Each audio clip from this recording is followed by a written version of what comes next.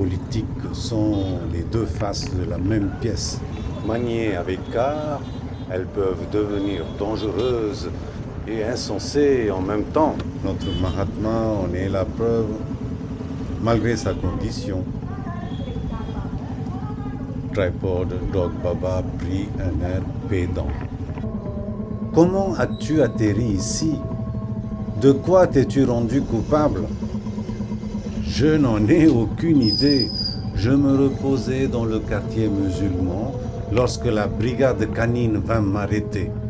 Le juge m'a condamné à perpétuité sans me donner aucune raison. Et c'est en arrivant ici que j'appris que c'est la nouvelle gouverneure qui me fit arrêter pour déloyauté. Car en mangeant de la viande, surtout chez les musulmans, j'avais trahi l'idéal hindou. Oh, la jument de Troie, la pauvre, rejetée par Delhi, Calamity Jane essaie par tous les moyens de rentrer par la fenêtre de Pondichéry comme gouverneur. D'ailleurs, elle n'est pas la seule, ça se bouscule au bord de la fenêtre. Comment ça s'est passé?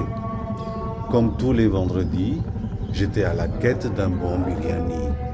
Après mon déjeuner, je me suis assoupi sur un tinei du quartier et je me suis réveillé avec un lasso autour de mon cou.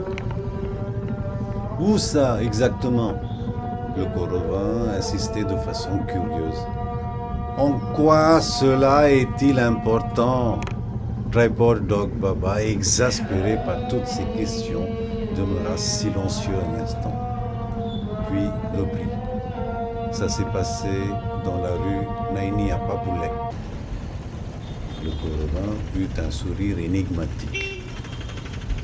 Il regarda longuement son vieil ami et plongea dans une réflexion profonde. Bé, bé. Une chèvre bêla de toutes ses forces. L'instant d'après, elle se transforma en un homme, puis redevint chèvre. Telle des feux de série, elle alternait entre son apparence animale et humaine. Accusé de vol de voiture, un Nigérien s'était transformé en chèvre pour échapper à la police. Mais le policier, qui était un cousin d'Amos Tutuola, connaissait très bien le juju. Il arrêta la chèvre qui fut jugée pour vol et fut envoyée à la prison sainte. C'est une coïncidence inouïe que tu sois arrêté dans cette rue. Pourquoi? Qu'a-t-elle de particulier, cette rue? Hein? Tripod Dog Baba fut piqué par la curiosité. Ouh, c'est une vieille et longue histoire sordide. À l'époque, cette affaire a fait scandale. Laisse-moi te raconter.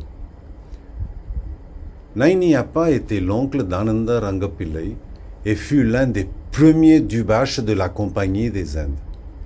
Sa vie éphémère est une symphonie tragique où trahison, soif de pouvoir et jésuitisme jouèrent les partitions funèbres qui accompagnèrent sa mort mystérieuse. Le Korovin poussa un long soupir. Naini Appa était un jeune homme de 20 ans, plein d'ambition, lorsqu'il arriva à Pondichéry. En 1708, remarqué par le gouverneur Guillaume-André Hébert pour son talent d'interprète et son sens inné pour les affaires, il fut nommé à la plus haute position qu'un indigène pouvait rêver. Il devint courtier de la compagnie et chef des Malabars. Le jeune homme et le gouverneur s'acharnèrent pour accroître le commerce de la colonie en rêvant d'une grande puissance. Mais le rêve tourna très vite au cauchemar lorsque Hébert fut rappelé à Paris pour mauvaise gestion de la colonie. Profitant du départ du gouverneur, Guy Tachard, supérieur de la mission des Jésuites, qui voulait évincer Naini Appa depuis longtemps, mit en place son plan machiavélique. Mécontent de voir un hindou à ce poste tant convoité, Guy Tachard voulait un catholique qui pouvait être de connivence avec lui pour contrôler la colonie. Les jésuites voulaient le pouvoir économique et religieux de Pondichéry. Le refus de Nainiapa de se convertir au catholicisme l'indisposait. Il attendait la première occasion pour se débarrasser du jeune homme qui, entre-temps, était devenu fortuné et adulé par la population locale qui appréciait sa générosité. Son attente ne fut pas longue. Hébert, qui fut rappelé à Paris, revint à Pondichéry en 1715. Cette fois-ci, en qualité de général de la nation et accompagné de son fils. Ce jeune homme, sans scrupules, avait pour mission de reprendre les affaires en main afin de s'enrichir rapidement. À peine revenu, Hébert fit arrêter Nainiapa pour insurrection et tyrannie. Il en va sans dire que ces accusations n'étaient pas vraies. Le père Tachard avait tout prémédité, mais le religieux n'était pas seul dans cette machination. Une autre branche de la même caste de Vélalas, les Modéliards, convertis au catholicisme, ambitionnaient au poste de Dubache. Au fait, Tanapa Modéliard, invité par François Martin, devint le premier courtier, suivi de son fils Lazare Moutiapa. Lorsque Nainiapa fut nommé Dubache, Pedro Canagaraya Modéliard, le petit-fils de Tanapa, ne rêvait que d'une seule chose, redorer le blason de la famille. Ainsi, tout un groupe constitué du père Tachard, Pedro Canagaraya Modéliard, Hébert et un interprète énigmatique au nom de Manuel Jeganis condamnèrent le malheureux Nainiapa sans preuve.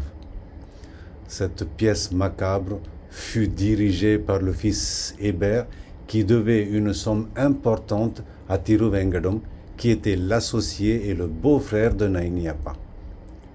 Accusé et jugé pour un crime qu'il n'avait pas commis, Nainiapa fut enfermé dans une cellule insalubre dans le fort Louis le 6 juin 1716.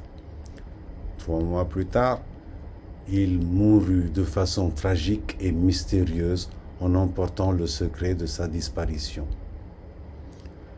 Un ronflement épouvantable accompagna la fin de l'histoire.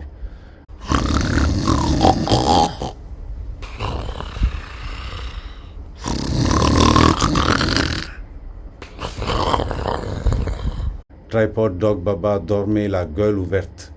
Emporté par son récit, le Corovin ne s'était pas rendu compte que le chien se fût endormi.